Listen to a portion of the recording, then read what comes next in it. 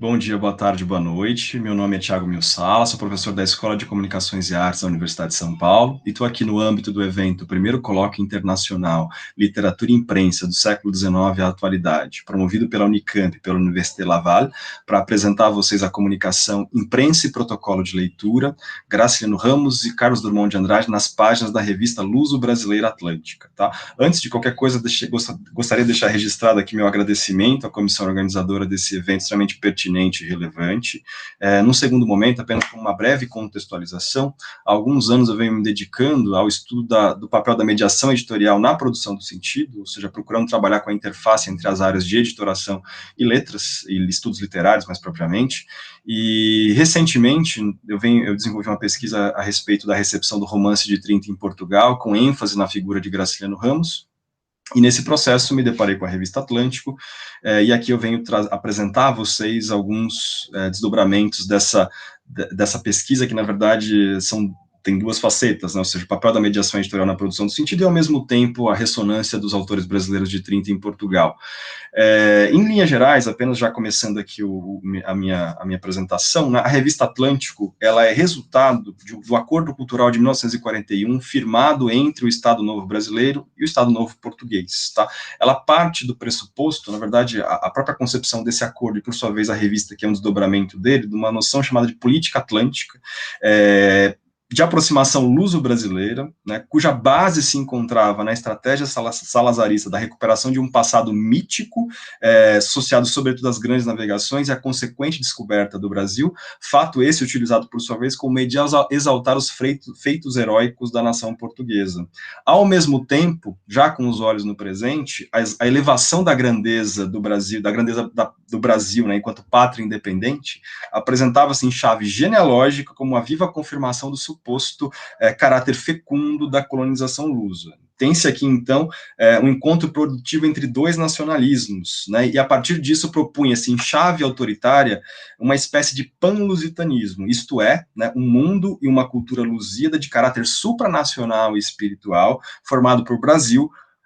Portugal e pelas colônias portuguesas na África e na Ásia. Nas palavras do Antônio Ferro, né, que era o diretor do SPN, o Secretariado da Propaganda Nacional Português, e como veremos, um dos diretores da Atlântico,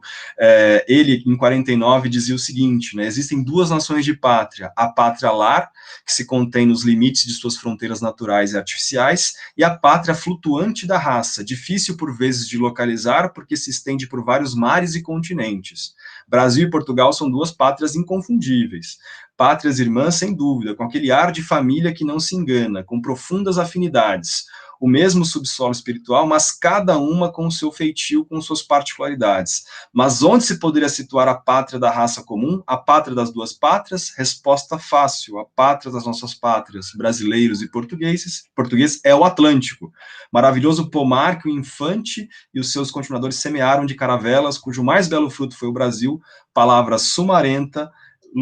e luminosa, canto de pássaro ou de fonte.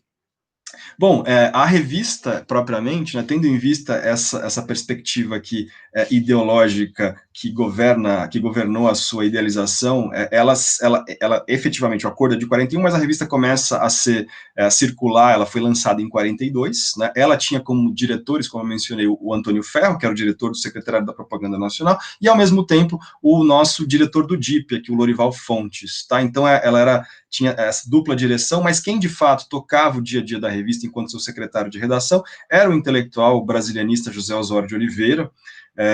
figura extremamente importante e representativa nesse momento, né, como diria, exaltado tanto por Mário de Andrade quanto por Gilberto Freire, né, o José Osório de Oliveira, ele é o autor, em 39 ele publica um livro chamado História Breve da Literatura Brasileira, que segundo Mário de Andrade, né, o José Osório teria sido o primeiro intelectual português a conceber nossa literatura como uma entidade unida e independente, um corpo lógico, tradicional em movimento evolutivo e não simplesmente um florilégio de escritores, tá? Então, o próprio Mário, para além disso, ou seja, dessa obra em específico aqui, que é louvada por ele menciona o trabalho efetivo do Zé Osório, né, por ter lançado em português um mito, a literatura brasileira, e ter trabalhado incessantemente nesse sentido. E o fato dele estar à frente da revista Atlântico seria a confirmação disso, tá? Especificamente, a revista Atlântico, ela tem teve 3 fases, ou seja, ela circulou de 1942 a 1950, tá? Na fase inicial, que vai de 42 a 45, nesse período são publicados 6 números, né, o que sinaliza que a revista teve uma periodicidade mais ou menos assim semestral. Era uma revista de formato grande, 21 centímetros por 27,5 centímetros, com papel de qualidade, boa gramatura, a impressão bem realizada, em geral em 3 cores, né, e algo em torno de 200 páginas, o que conferia ao periódico um caráter austero e livresco. Alguns dos textos vinham ilustrados por imagens coloridas, o que reforça a qualidade gráfica do conjunto. Na capa, invariavelmente, né, há uma ilustração de uma concha sobre um fundo que poderia ser azul, cinza ou preto, a assinalar a isotopia marinha e a comunhão atlântica que governava, né, conceitualmente a realização da revista. De modo análogo, no miolo do próprio periódico, né, a gente tem ali uma série de motivos náuticos e atlânticos também, que seja para fechar os textos ou abrir uma série de marcações, né, gráficas, visuais, né, que indicam que, por exemplo, a gente tem âncoras, estrelas do mar, conchas, né, segundo o documento oficial que eu consegui recolher na Torre do Tombo, a tiragem inicial era de 5 mil exemplares, né, algo representativo. Ela tinha circulação tanto em Portugal quanto no Brasil, por mais que a sede do periódico, né, trata-se de um veículo binacional, mas a sede encontrava-se em Portugal, tá? Então esse é um ponto importante a ser mencionado. Apenas para ilustrar para vocês minimamente, eu vou compartilhar aqui a minha tela, e só para vocês terem uma ideia dessa capa que eu mencionei, enfim, eu acho que é interessante para a gente ter minimamente uma ideia do periódico. Ele está aqui, ó. Então, como eu mencionei, uma concha sobre um fundo azul aqui, esse fundo variava, mas essa questão da isotopia marinha como um elemento a reforçar o caráter, a unidade do conjunto e essa concepção da política editorial, tendo em vista a mencionada política atlântica, a qual fiz referência anteriormente, né? Nessa primeira série da revista Atlântico, a revista era dividida em 3 partes. Na primeira, a gente tem textos de caráter mais dissertativo, escrito por nomes representativos, né, tanto do Brasil quanto de Portugal. Na segunda, tomava lugar propriamente as colaborações literárias, onde nós tínhamos trechos de romances, de memórias, poemas, e por fim, ao final, a gente tem um espaço dedicado não só a figuras importantes que promoviam esse intercâmbio literário e cultural Brasil-Portugal, e aí, no caso, realmente, para além propriamente da literatura, tem o tratamento de outras artes, teatro, música, cinema, e há também uma seção notas, né, uma seção mais, entre aspas, quente, né, que era escrita pelo José Osório de Oliveira, que procurava documentar aí as notícias mais relevantes relativas a esse universo cultural luso-brasileiro, com ênfase também em louvar as realizações do SPN, né, do Estado Novo Português, e do seu diretor, especificamente o Antônio Ferro. A segunda série da Atlântico vai de 46 a 48, e aqui a gente já observa uma perda da qualidade gráfica, uma redução do tamanho da revista,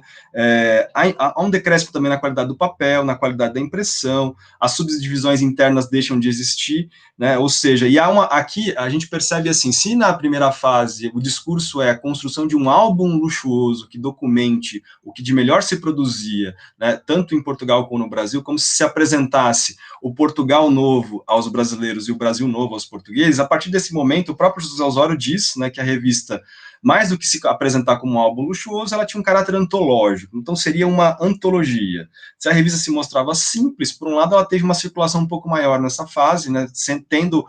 realmente, assim, a cada semestre um número publicado.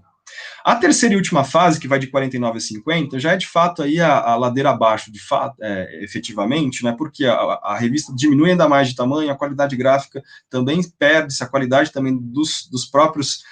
colaboradores, enfim, e é um momento que o próprio Antônio Ferro deixa o secretário da Propaganda Nacional em 49, né, então a revista termina, o ocaso da revista é posterior à saída do Antônio Ferro. O que a gente percebe, assim, que aí falando propriamente na colaboração do Graciliano e do Carlos Drummond de Andrade, ela se dá nessa primeira fase, ou seja, de 42 a 45, a fase mais prestigiosa da revista, na qual, para além desses 2 autores brasileiros, a gente tem também nomes como Mário de Andrade, Manuel Bandeira, José Lins do Rego, Érico Veríssimo, Tristão de Ataíde, Álvaro Lins, enfim, é uma pleiade aqui de grandes escritores intelectuais brasileiros que colaboram com a revista Atlântico. tá? O próprio Zé Lins do Rego, né, num artigo de jornal, destacava, né, o quanto que a revista procurou a inteligência, as artes, os homens de pensamento para agir com eles de forma a aproximar as duas nações, né? Então teve uma aceitação aqui por parte da intelectualidade brasileira, por mais que se tratasse de uma iniciativa, né, de um Estado, dois governos autoritários. Aliás, nesse sentido, né, em 1948, o José Osório de Oliveira, o mencionado brasilianista, né, num opúsculo chamado Na Minha Qualidade de Luso Brasileira, ele procura recuperar aqui o que foi esse esforço da Revista Atlântico de recrutar os melhores escritores de cada país, tá? E nesse processo, né, ele fala especificamente de trazer para as páginas da revista intelectuais de diferentes tendências políticas, inclusive aqueles vermelhos, ou seja, mais situados à esquerda. Segundo o Zé Osório, aqui ele diz, né, como detesto as vagas afirmações, concretizarei dizendo que na Atlântico colaboraram escritores de tendências esquerdistas, como o admirável poeta Carlos Drummond de Andrade, e até comunistas militantes, como o grande prosador Graciliano Ramos e o historiador Caio Prado Júnior, que foi o primeiro a aplicar o materialismo histórico como sistema ao estudo da formação do Brasil contemporâneo. Em linhas gerais, aqui, o que o Zé Osório procurava fazer ao recuperar esse fato, né, ou seja, a colaboração de autores de esquerda nas páginas de Atlântico, era responder uma crítica que foi difundida pelo Jorge Amado, pelo nosso romancista, nas páginas da biografia que ele fez do Luiz Carlos Prestes, né, chamado Cavaleiro da Esperança, na qual ele mencionou o seguinte: suicidaram-se alguns quantos escritores nas páginas de cultura política e Atlântico. Né? Então, assim, o que o Zé Osório procurava responder a essas críticas do Jorge Amado, dizendo que a revista teria agregado conservadores, liberais, independentes e até mesmo comunistas, tendo em vista esse ideal, um ideal de união espiritual luso-brasileira. Para Osório de Oliveira, na realização,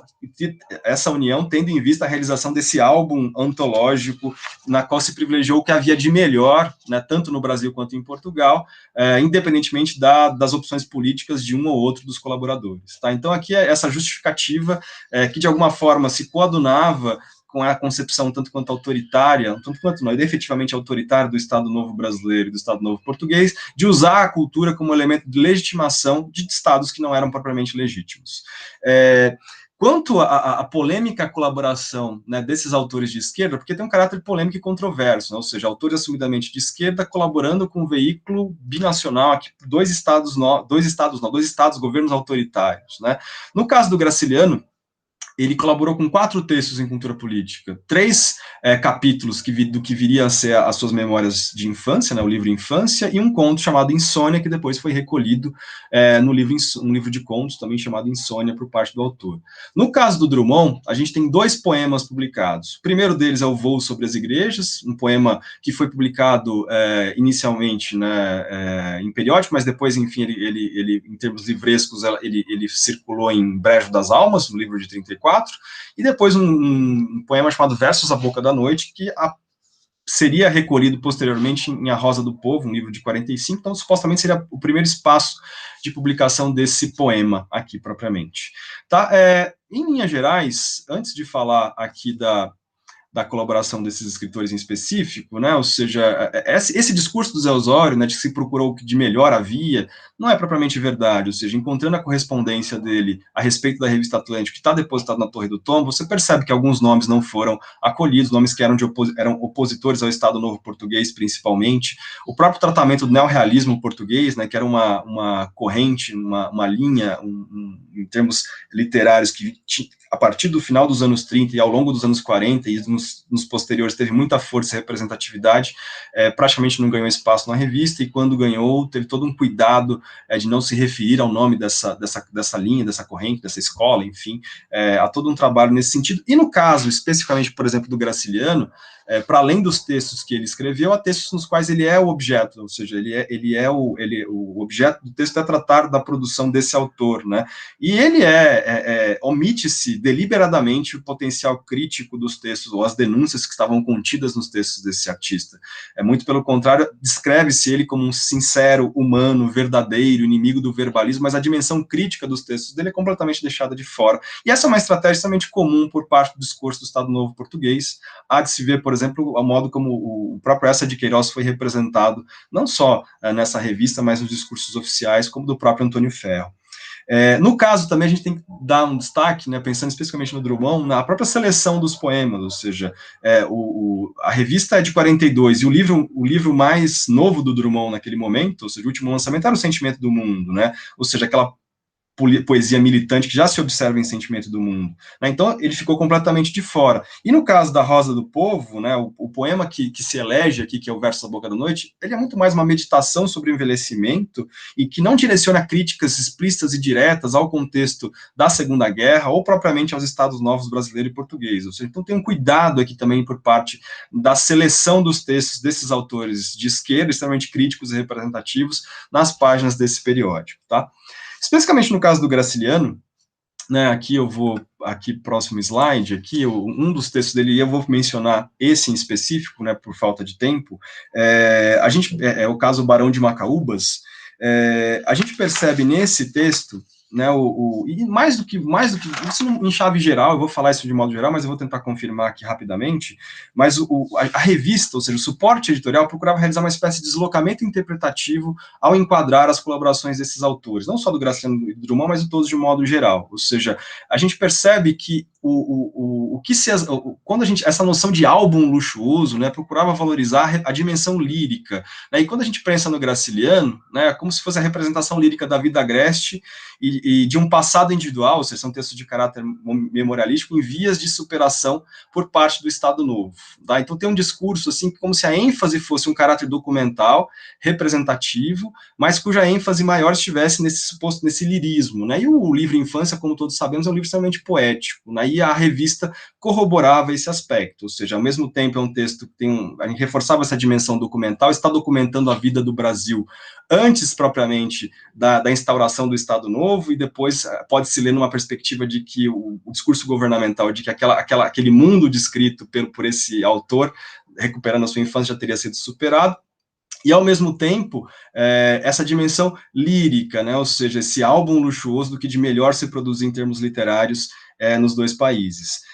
Então, você percebe que os textos do Graciliano, né, ou seja, eles não se colocam, por mais que a dimensão crítica deles ali continue, né, e a gente possa lê-los, né, fora desse suporte, como se aquele criticismo se espraiasse para além do momento que ele descreve, né, ou seja, na revista há uma circunscrição disso, ou seja, ele não se dirige nenhuma crítica efetivamente ao status quo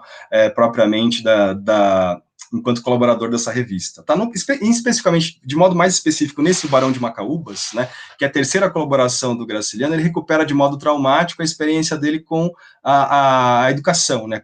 com o aprendizado das letras. Né? Então, ele fala do contato com o material didático, então, produzido pelo Abílio de César Borges, conhecido como Barão de Macaúbas, e o asco que ele sentia em lidar com esse material, ou seja, em aprender as letras a partir dessas cartilhas. Né? E ele, enfim, fica ali explícito o caráter autoritário e moralista do ensino, então, realizado, então, praticado, né, focado na imposição de pedantices rebuscadas, como ele mesmo coloca. Né? Então, e aí uma aproximação muito constante no Graciliano na infância, a aproximação entre o ensino e castigo, a escola e o cárcere. Tá? E aí ele fala que nesse âmbito, ou seja, trabalhando com esse material, ele fala que ele foi imposto, ele teve que enfrentar uma mortificação ainda pior, ou seja, foi ter que ler Camões com poucos anos de idade, né? Foi por esse tempo que me infligiram Camões no manuscrito. Sim, senhor. Camões e medonhos caracteres borrados e manuscritos. Aos 7 anos, não 6, no interior do Nordeste, ignorante da minha língua, fui compelido a adivinhar em língua estranha as filhas do Mondego, a linda Inês, as armas e os barões assinalados. Tá? E aí o interessante observar é que a esse trecho, né, do texto do Graciliano, o editor da revista, o Zé Osório, apoia uma nota de rodapé explicando o seguinte: é evidente que quando o autor classifica de estranha a língua de Camões, não fala como notável escritor que é, da língua portuguesa, mas como a criança sertaneja que foi. Então se percebe que o esforço da revista Atlântica em separar o ponto de vista do menino Graciliano a perspectiva crítica do narrador adulto, que se propõe a ficcionalizar suas memórias infantis, e aí você vê o esforço da revista em preservar a figura do Camões, e não por acaso, né, porque nesse discurso de afirmação nacionalista do Estado Novo português, né, o autor de Os Lusíadas figurava como manifestação sublime da glória do gênio português. Né. Nesse movimento, ressaltava-se apenas o caráter épico dos descobrimentos, de modo a reforçar o presente salazarista, a noção de que a grandeza da pátria lusa estava indissoluvelmente ligada à noção de império colonial. Tá, então, segundo essa perspectiva, né, recusar Camões equivaleria a recusar a magnificência da nação portuguesa, bem como da própria civilização lusíada. Daí a providencial a posição dessa nota de rodapé, ou seja, aqui você percebe que o quanto que esse paratexto tem esse esforço, né, de sempre separar o sujeito do enunciado da enunciação e, de alguma forma, ajustar especificamente esse trecho de memórias para ser publicado nesse álbum luxuoso da revista aqui.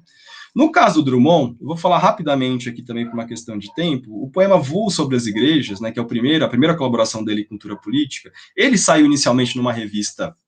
no estado de Minas, em 1930, num número dedicado ao centenário do Aleijadinho, e depois foi recolhido em Brejo das Almas. Tá? Esse poema, no caso, especificamente aqui, deixa eu só encontrá-lo aqui, o Voo sobre as Igrejas, aqui na revista Atlântico, né, 23 de maio de 42, ele é dividido em 4 partes, tá? Então, 2 com verso livre e 2 com redondilha maior regular, tá? Os trechos em verso livre apresentam aqui a procissão da Semana de Ouro Preto. Como você pode ver pela ilustração aqui realizada, os trechos em redondilha maior centram-se na figura maior do barroco brasileiro, que é o Aleijadinho, tá? Então, quando a gente olha para esse poema, é uma espécie, aqui pensando no livro Brejo das Almas, né, esse encontro entre modernismo e provincianismo, né, ênfase no local e no tradicional, que se coadunam com a perspectiva modernista de descobrir o Brasil dito verdadeiro. Tá? Então, destaque para o Aleijadinho, um dos maiores mitos, dos maiores gênios brasileiros, pois teria produzido um estilo único, renovando e adaptando o barroco ao ambiente rude das Minas Gerais. Tá? Então, olhando para esse poema, né, em Brejo das Almas, a gente percebe, enfim, ele fala da figura do Aleijadinho, mas aqui nas páginas de cultura política a gente tem que levar em conta o fato de que nesse mesmo número em que sai o poema do Drummond, há um texto do Mário de Andrade, né, intitulado O Gênio e a Obra do Aleijadinho, né, no qual o Mário de Andrade ele coloca assim, que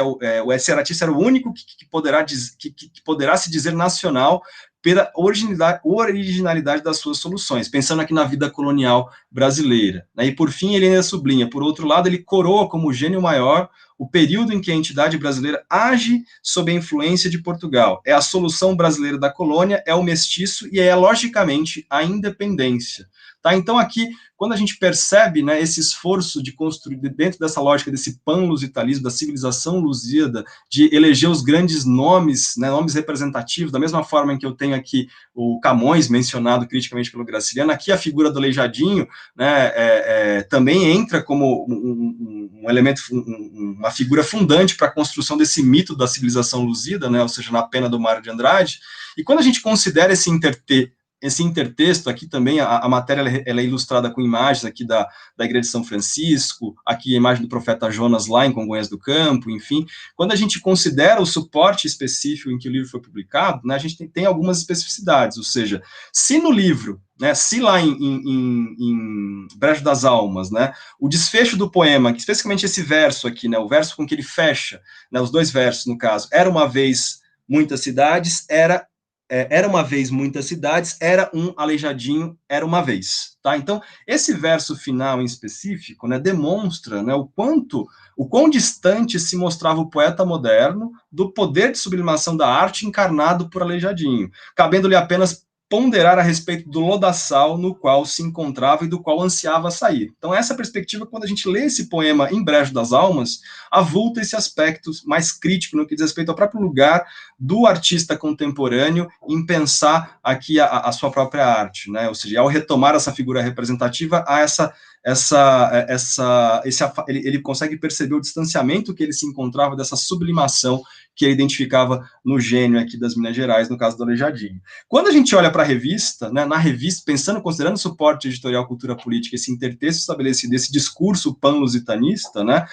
na revista, quando se considera o diálogo com o poema em questão, com o texto do Mário, a própria diretriz de recuperação do passado, levado a termo por Atlântico, Aleijadinho pode ser alçado à condição de mito da civilização lusida, que reafirma reafirmaria os laços entre Brasil e Portugal, ou seja, nas páginas da revista, a ênfase maior seria pela própria figura do Aleijadinho, o quanto que ela participava desse discurso, dessa construção, dessa reafirmação dos laços entre Brasil e Portugal. Tá? Então, aqui, apenas para fechar o meu texto aqui, que eu acho que eu já estou avançando no tempo,